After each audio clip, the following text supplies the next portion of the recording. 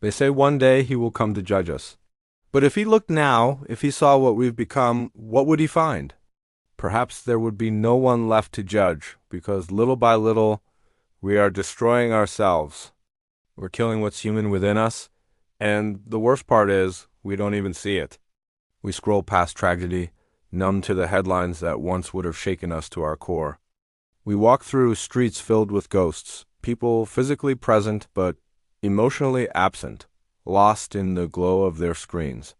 The vibrant tapestry of human connection is fraying, thread by thread, and we are too distracted to notice the unraveling. What happened to the world where a neighbor's problem was our own? Where a stranger's tear prompted a helping hand, not a turn back? We've built walls so high around our hearts that we can no longer hear the cries for help, not even our own.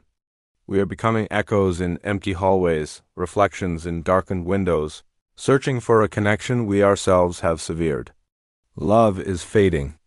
How many of us truly look into each other's eyes anymore, beyond a fleeting, superficial glance? Compassion has been rebranded as weakness, and kindness is now considered a forgotten art, a relic of a simpler time.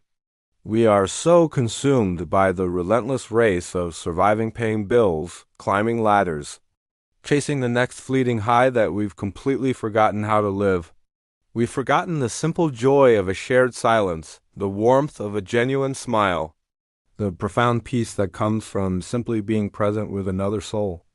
The hands that once built bridges and offered comfort now clench into fists or point fingers of blame. The words that once had the power to heal, to soothe, to inspire are now wielded as weapons, inflicting wounds far deeper and more lasting than silence ever could. We've traded deep, meaningful conversations for witty one-liners and heartfelt apologies for defensive justifications.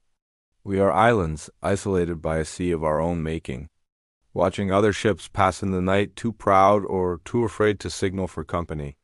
The family dinner table, once a sanctuary of connection, is now a silent gathering of disconnected individuals, each lost in their own digital world. The earth itself is crying out. You can feel it in the air, heavy with more than just pollution. It's heavy with our collective sorrow and indifference. The forests burn, the oceans rise, and the very ground beneath our feet groans under the weight of our neglect.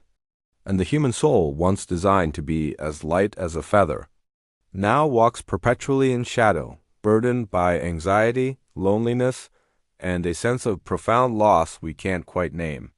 We have lost our sense of the sacred, our connection to something greater than ourselves. We've forgotten how to love without condition, without expecting something in return. We love with clauses and escape routes, always ready to retreat at the first sign of imperfection.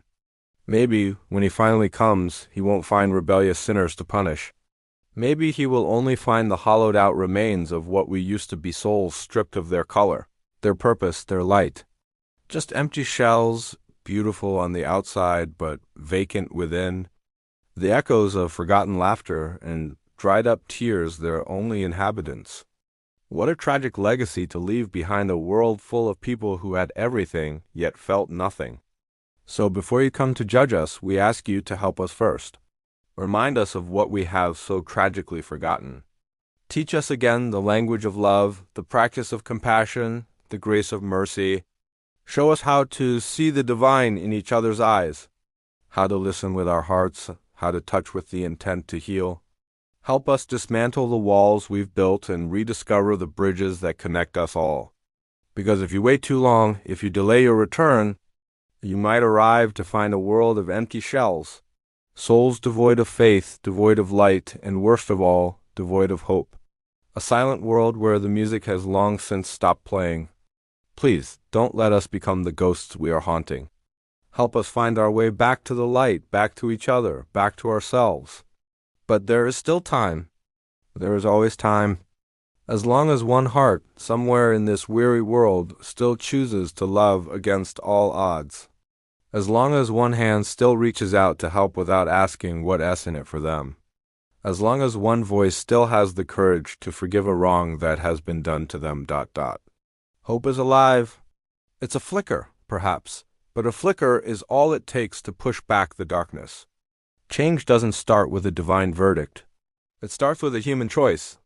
It begins now, in this very moment, with you and with me. It begins by choosing love, because maybe the true judgment isn't a grand event at the end of time. Maybe the true judgment is happening every single day, in every moment we forget how to love. Thank you for watching.